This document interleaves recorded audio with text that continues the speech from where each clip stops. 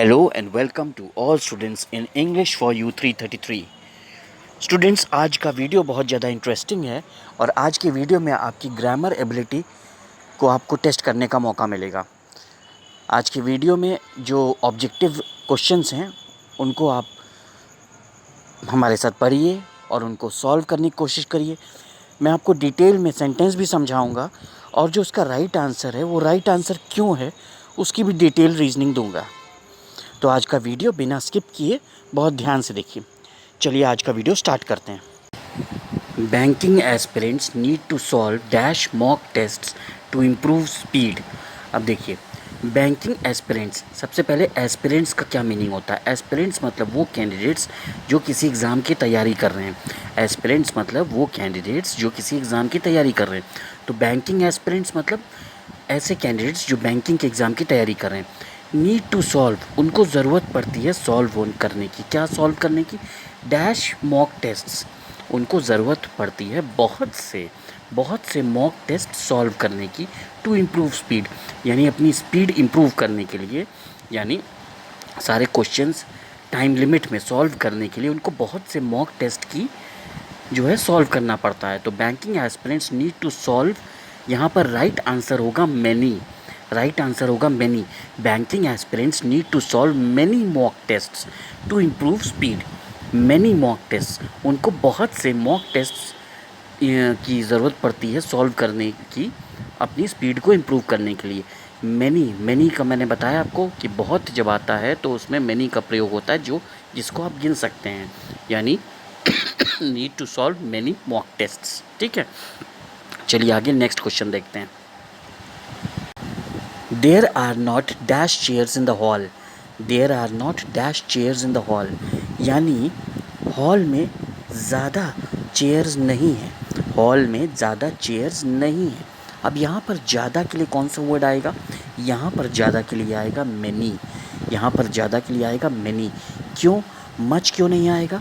क्योंकि यहाँ पर जो चीज़ है वो क्या है? चेयर्स। यहाँ पर चेयर्स की बात हो रही है और चेयर्स को गिना जा सकता है, चेयर्स को गिरा जा सकता है। ये सेंटेंस क्या कह रहा है? There are not dash chairs in the hall, यानी हॉल में ज़्यादा चेयर्स नहीं है, यानी हॉल में कम चेयर्स हैं। उन कम चेयर्स को गिना जा सकता है। और मैंने आपको बताया जब किसी चीज़ को गिना जा सकता होता तो वहाँ पर मैनी लगता है, मच नहीं। तो राइट आंसर बनेगा मैनी।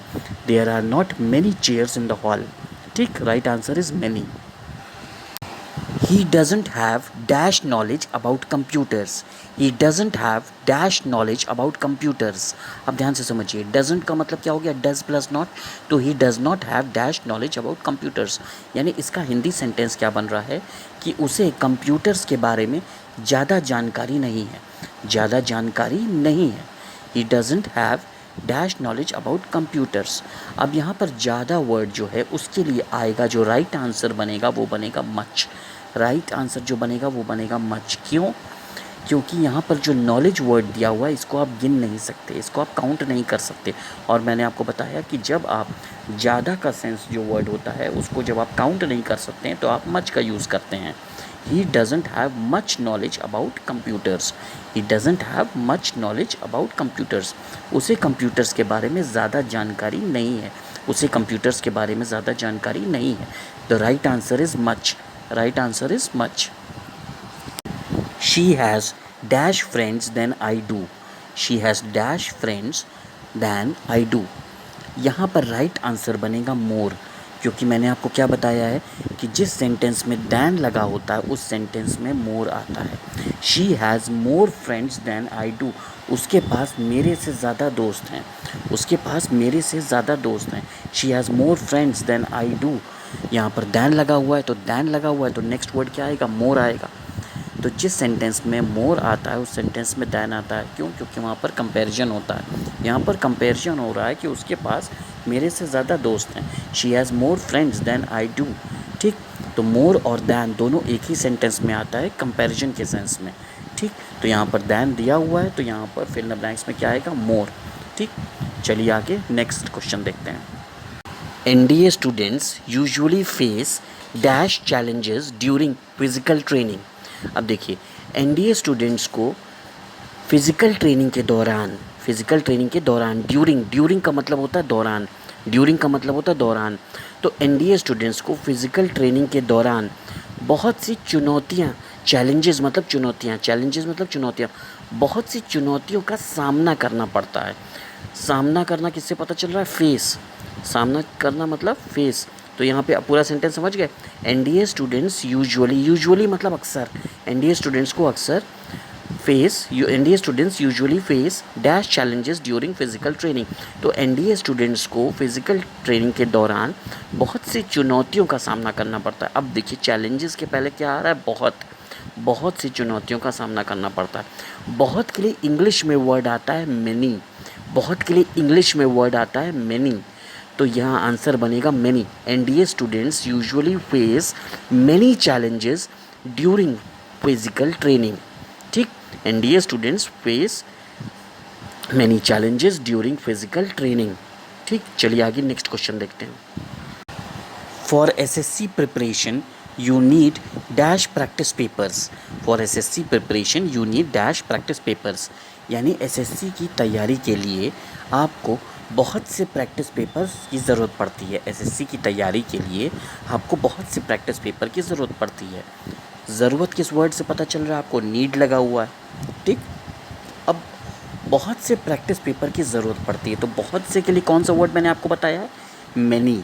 बहुत से के लिए कौन सा वर्ड बनाया है? मैनी। अगर बहुत से इस सेंस में आ रहा है सेंटेंस में जिसको गिना नहीं जा सकता, है ना, जिसको गिना नहीं जा सकता, वो बहुत ज़्यादा दुखी है। He is very much sad. वो बहुत ज़्यादा दुखी है। He is very much sad. वहाँ पर दुख को गिना नहीं जा सकता, इसलिए मच लगेगा। लेकिन जहाँ पर गिना जा सकता है वहाँ पर मैनी लगेगा। तो for SSC preparation you need many practice papers. यहाँ पे राइट आंसर बनेगा मैनी। चलिए नेक्स्ट क्वेश्चन देखते हैं। Out of all NDA candidates Rohan showed the dash confidence in the interview.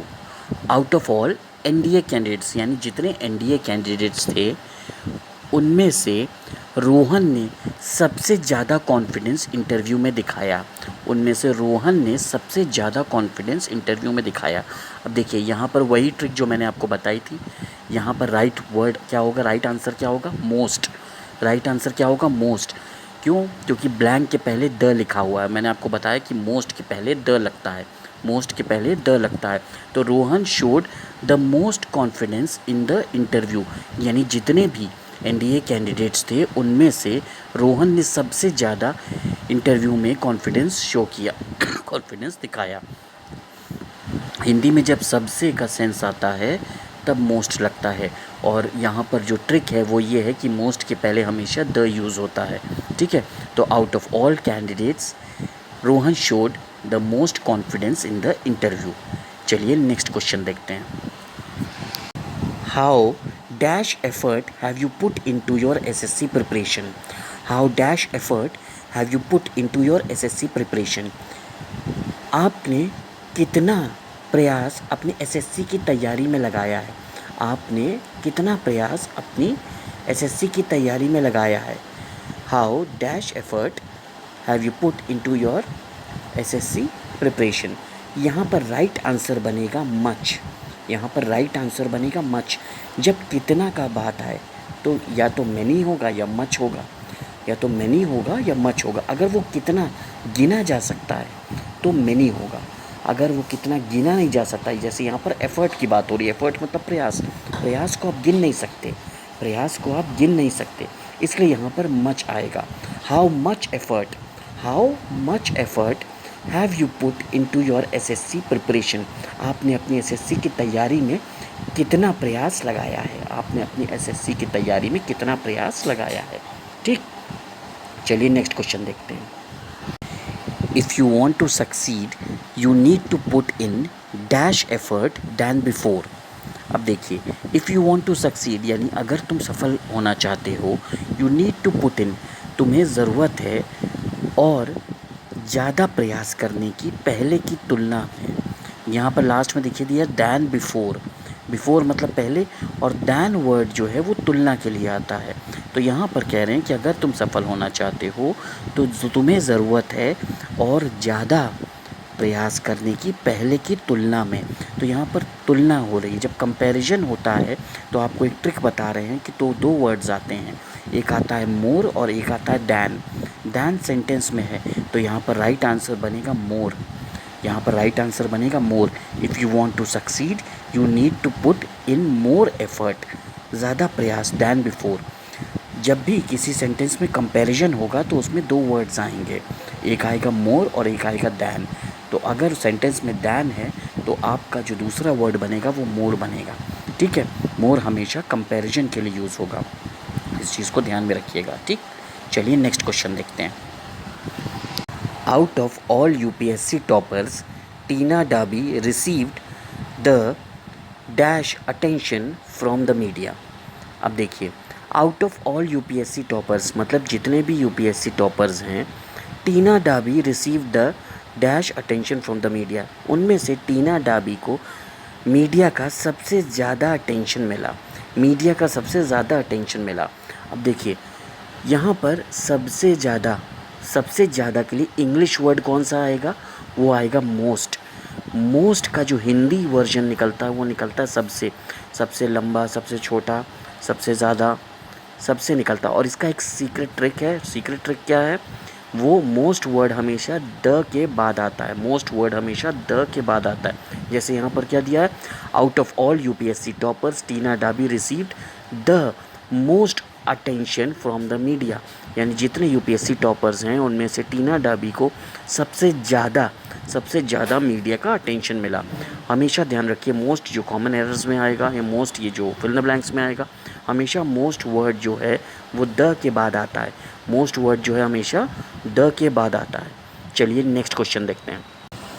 Among all SSC students Ananya attempted the dash questions in reasoning. अब देखिए, among all SSC candidates, among का मतलब क्या होता है, के बीच में, यानी जितने भी एसएससी कैंडिडेट्स हैं उनके बीच में Ananya attempted the dash questions in reasoning. अब देखिए, अनन्या अटेम्प्टेड मतलब क्या होता है आप जानते ही हैं। तो अनन्या ने अटेम्प्ट किया, ठीक, the dash questions in reasoning, यानी रीजनिंग में अनन्या ने सबसे ज़्यादा क्वेश्चंस आपके अटेम्प्ट किए। अमंग ऑल एसएससी कैंडिडेट्स, यानी जितने भी एसएससी कैंडिडेट्स हैं उनके बीच में अनन्या ने सबसे ज़्यादा क्वेश्चंस आपके अटेम्प्ट किए, किसमें, रीजनिंग में। अब यहाँ पर मोस्ट क्यों आंसर हो जाएगा, यहाँ पे मोस्ट इसलिए आंसर बन जाएगा क्योंकि यहाँ पर देखिए जो मैंने आपको ट्रिक बताई थी वही ट्रिक काम आ रही है। यहाँ पर फिल इन द ब्लैंक्स के पहले द है और द के बाद क्या लगता है, मोस्ट। और यहाँ पर जितने एसएससी कैंडिडेट्स हैं उनके बीच में बात की जा रही है।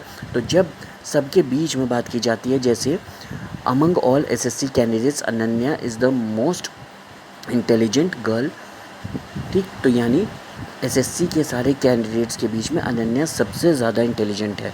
तो जब सबसे ज़्यादा की बात आती है, सबसे लंबे की बात आती है, सबसे छोटे की बात आती है, सबसे मोटे की बात आती है, तो वहाँ पर मोस्ट यूज़ होता है। और मोस्ट की जो ट्रिक है वो क्या है कि मोस्ट के पहले द लगता है ना। तो यहाँ पर फिल इन द ब्लैंक्स के पहले क्या है, द है, तो राइट आंसर क्या बनेगा, मोस्ट।